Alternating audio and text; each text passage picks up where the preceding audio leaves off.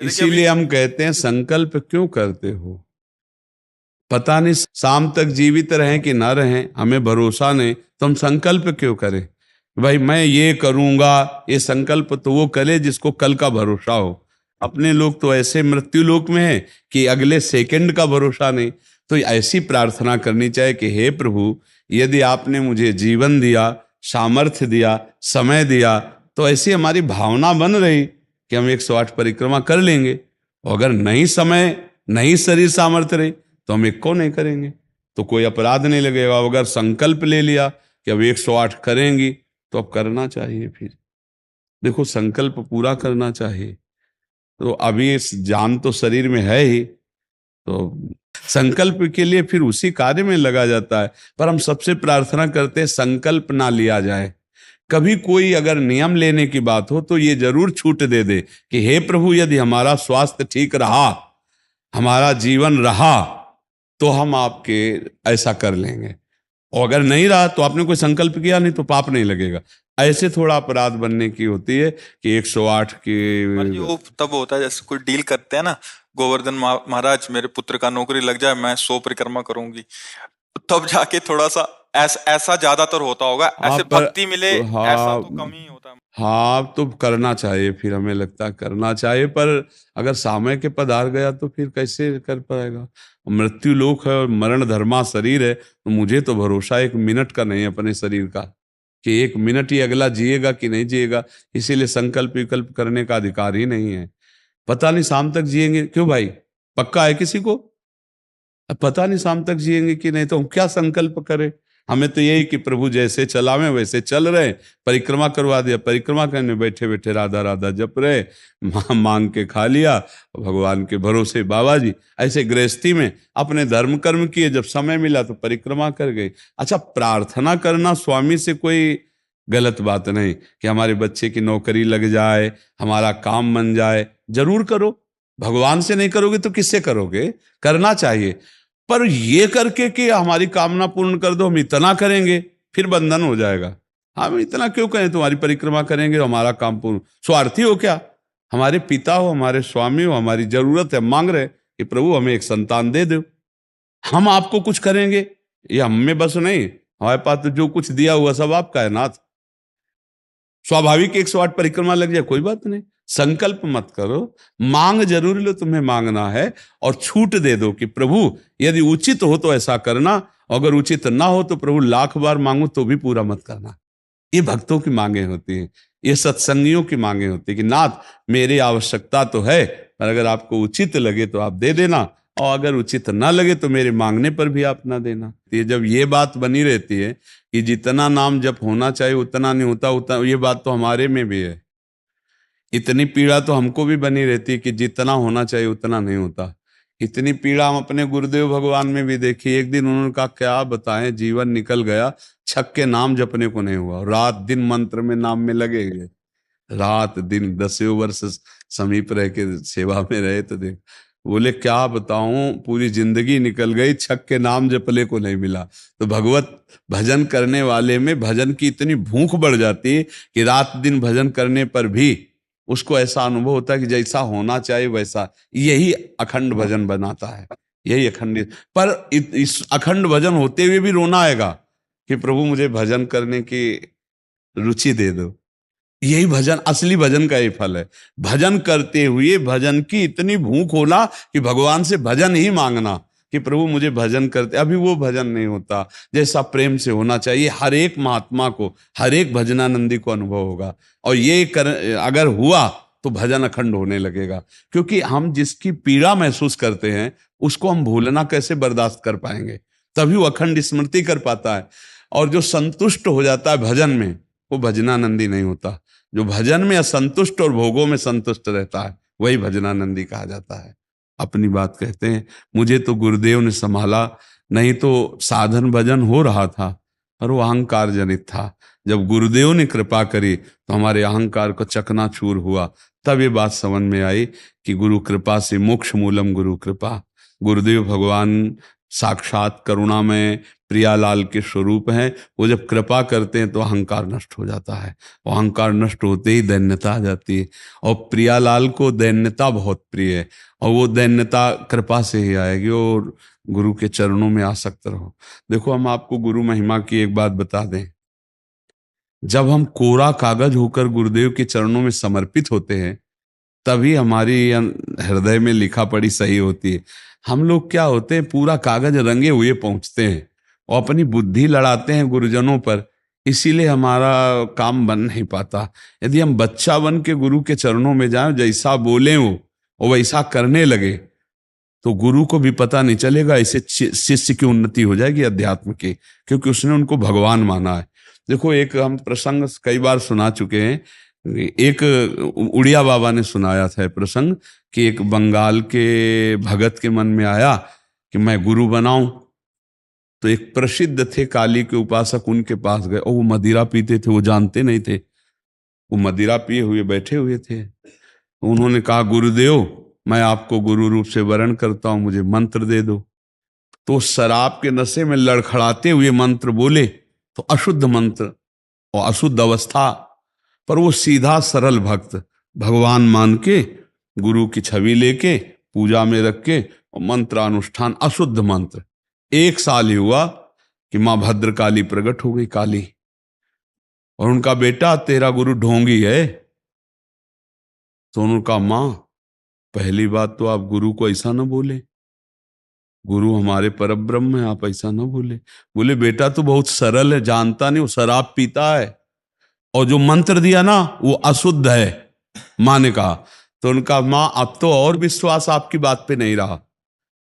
अगर गुरु ने अशुद्ध मंत्र दिया होता तो तुम 1 साल में आ गई, कैसे आ गई? बोले, बताने आई हूं कि मंत्र अशुद्ध है। तो उनका, मां, मैं अपने गुरु निष्ठा और गुरु मंत्र को नहीं छोड़ सकता, आप जाओ। तो उनका बेटा, मैं तुम्हारी गुरु भक्ति पे प्रसन्न हुई, और आज से मेरे सिद्ध करने का मंत्र यही होगा जो अशुद्ध मंत्र। ऐसा गुरु भाव किया जाता है। गुरु को परब्रह्म साक्षात माना जाता है। परब्रह्म में दोष दर्शन नहीं होते, दोष हमारी बुद्धि का है। अगर बुद्धि का दोष निकाल दे तो देखो, मत्ता परतरम नान्यत किंचिदस्ति धनंजय, भगवान कह रहे मेरे सिवा कोई और है नहीं। फिर हम गुरु को दोष दर्शन में देखें, कहीं ना कहीं हमसे त्रुटि हो रही। हमें घोर पापी में भी भगवान देखना है, तो गुरु में भगवान देखने में क्या बात है? विचार करके देखिए। जब हम गुरु में भगवान देखते हैं तो अपना समर्पण करते हैं, और जब वो हमारे साथ उल्टा व्यवहार करते हैं और हम सह जाते हैं तो हमारा अहंकार नष्ट हो जाता है। वहीं वहीं रहकर उसको चोट पहुंचने दो अहंकार को, और अहंकार जब मिटिया मिट हो गया, तब कृपा उदय हुई, तब समझ में आया को हो साक्षात परब्रह्म गुरुदेव हैं। गुरुर् ब्रह्मा गुरुर् विष्णु गुरुर्देव महेश्वरा, गुरु साक्षात परब्रह्म तस्मै श्री गुरु। गुरु में भगवान बुद्धि करना बहुत कठिन बात है, सबसे कठिन बात विश्व में, समझ लो। गुरु में परब्रह्म बुद्धि करना, और गुरु में परब्रह्म बुद्धि नहीं तो कुछ भी कर ले, अहंकार नष्ट नहीं होगा। यह खुली बात कह रहे। गुरु ही एक वो खिलाड़ी हैं जो हमारे अहंकार को मिटिया मेट कर दे सकते हैं, दूसरा नहीं, दूसरा नहीं। इसीलिए ध्यान मूलम गुरु मूर्ति, पूजा मूलम गुरु पदम, मंत्र मूलम गुरु वाक्यम, मोक्ष मूलम। गुरु का चरणामृत पियो, गुरु की चरण रज लगाओ, और गुरु के आगे एक तुच्छ सेवक की तरह रहो, अभी दैन्यता आ जाएगी। अगर गुरु में दोष दर्शन होने लगे तो हट जाना चाहिए, और दूर से उनको परब्रह्म मान के बिना निंदा किए उनके द्वारा बताई हुई उपासना में रत हो जाए तो उसका परम कल्याण हो जाएगा। दूसरा गुरु बनाने की जरूरत नहीं है। परमात्मा प्राप्ति के लिए गुरु कृपा ही। हम तो आपको हाथ उठा के कहते हैं कि गुरुदेव की कृपा के बिना एक कदम नहीं चल सकते, एक कदम भी नहीं चल सकते। हम जैसे भूमि में ही कदम रख सकते हैं, ऐसे हम जीवित हैं, परमार्थ में चल रहे हैं तो केवल अपने गुरुदेव की कृपा से चल रहे हैं, किंचन मात्र कुछ नहीं। केवल वो ऐसे पकड़े हुए हैं तो हम चल रहे हैं, अगर वो ऐसे छोड़ दें तो धम्म से गिर जाए। गुरु कृपा ही केवलम, गुरु कृपा है। वो दैन्यता गुरु कृपा से आती। महाराज जी, धन्य भाग है आपकी कि आप दैन्यता चाहते हैं। हाँ, परम कृपा है वैष्णव आचार्यों की। बस चुपचाप चलते रहिए, किसी की निंदा मत करना और किसी के दोष दर्शन मत करना, बस इसी से दैन्यता आ जाएगी। और दैन्यता में रोना आता है, जैसे अब आपका है, दैन्यता में रोना आता है कि मुझ जैसे अधम पर इतनी कृपा श्री कृष्ण की, महाप्रभु की, गुरु की, तो वो हृदय निर्मल होता चला जाता है। जब रुदन होता है ना प्रभु के, उसमें इससे ज्यादा और किसी तीर्थ में नहीं पवित्रता है जितनी रुदन में पवित्रता है। हाँ, रुदु सुश्रम राजन कृष्ण दर्शन लालसा, जब अपने प्यारे प्रभु के लिए रोना आता है तो हृदय निर्मल, तार तार निर्मल हो जाता है। और कबीर दास जी कहते हैं कि बिन रोए किन पाइया प्रेम प्यारा मीत, कबीरा हंसना छोड़ दे रोने से कर प्रीत, बिन रोए किन पाइया प्रेम प्यारा मीत। पर भगवान की 3 प्रकार की लीला है, एक है सृजन और एक है पालन और एक है संहार, और तीनों लीलाएं होंगी, पक्का होंगी। जैसे सृजन जरूरी है, पालन जरूरी है, ऐसे विनाश भी जरूरी है। तो देखो, इस शरीर को कहा गया विनाशी और इस लोक को कहा गया मृत्यु लोक। तो भाई देखो, जो जन्मा है उसका शरीर छूटेगा, जो हमने कर्म किए उसके अनुसार हमें भोग मिलेंगे। अब हम भगवान से भजन के बल से, उनके प्रार्थना के बल से हमको क्षमा याचना करवा सकते हैं। तो अपने पुत्र के लिए, अपने कल्याण के लिए, अपने परिवार के कल्याण के लिए, समाज के मंगल के लिए भगवान का नाम जप करे, भगवान से प्रार्थना करे, दूसरों को सुख पहुंचावे, धर्म पूर्वक आचरण करे, तो निश्चित मंगल होता है। हाँ, बहुत अच्छा है। देखो, यशोदा मैया स्वयं भगवान लाला के रूप में आयला तो गौ की पूंछ से झाड़ना और ब्राह्मणों को बुलाकर स्वस्ति वाचन कराना, दान देना, मेरा लाला कन्हैया सुरक्षित रहे। क्योंकि बड़े बड़े आक्रमण हुए ना, पूतना है, तृणावर्त, अघासुर, बकासुर, तो मैया घबरा जाती थी कि दुनिया की बलाएं हमारे लाले के पीछे काहे पड़ी। और अच्छा, माँ को अपने पुत्र का महान स्वरूप दिखाने पर भी दिखता ले, क्योंकि माँ है ना, उनको तो लगता है मेरा लाला है, तो बार बार वो परेशान हो जाती थी। और स्वयं भगवान की रक्षा के लिए भगवान के नाम का प्रयोग किया, केशव भगवान बाजुओं की रक्षा करे, ऐसे करे, ऐसे। तो हमें लगता है भगवान का नाम जप और धर्माचरण, दूसरों को सुख पहुंचाना, और इसका फल मेरा पुत्र सुरक्षित रहे, मेरे पुत्र की बुद्धि शुद्ध हो, मेरे पुत्र को कभी विपत्ति न हो। तो ये देखो, माँ में बहुत बड़ी सामर्थ्य है। अगर माँ तपस्या और पूर्वक अपने पुत्र को चाहे तो अजर अमर बना सकती है। मंदालसा माँ ने यही कहा था, मेरे गर्भ में जो जीव आएगा उसे भगवान से मिला के रखूंगी, उसे भगवत प्राप्ति, और ऐसा ही किया।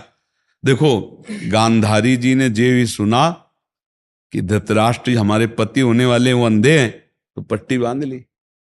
जब ये समय आया कि अब युद्ध होगा ही पक्का, तब गांधारी जी ने कहा, बेटा मैं तुम्हें बहुत प्यार करती हूं, तुम मेरा बेटा है, पर भीम के सहयोगी श्री कृष्ण तू मारा जाएगा, इसलिए जा, तू नग्न होकर मेरे सामने आ जा, मैं पट्टी खोलती हूं, तेरा शरीर वज्र का हो जाएगा, मृत्यु ही नहीं होगी तेरी।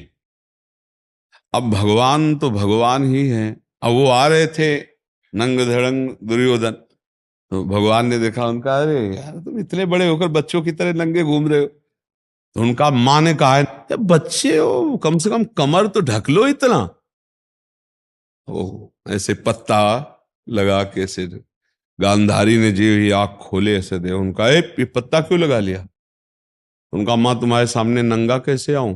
अरे उनका, धोखा कर दिया तूने, अब जितनी दृष्टि मेरी पड़ गई, तेरा शरीर वज्र का हो गया, गदा या किसी भी प्रहार से नष्ट नहीं होगा, लेकिन तू कमर से मारा जाएगा, यही से कमजोर हो गया। क्योंकि और भगवान अपने भक्त का प्रण पूरा करवाने के लिए जब द्रौपदी को दिगंबर करा रहा था ना, ये सभा में लाभ जंगा ठोक रहा था, तो भीम ने यही प्रण किया था, इसी जंगा को तोड़ूंगा। अगर भगवान भक्त की वचन रक्षा ना करते और वो पूरा वज्र का शरीर हो जाता तो तोड़ नहीं पाते, इसीलिए भगवान ने। तो माँ में कितनी सामर्थ्य है, आप देखो, अधर्म युक्त चल रहा है लेकिन मेरा बच्चा सुरक्षित रहे, आंख की पट्टी खोली, पतिव्रता, तो वज्र का शरीर कर दिया। तो आप अपने पुत्र को अजर अमर अविनाशी बना सकते हैं साधना और भजन के प्रभाव से।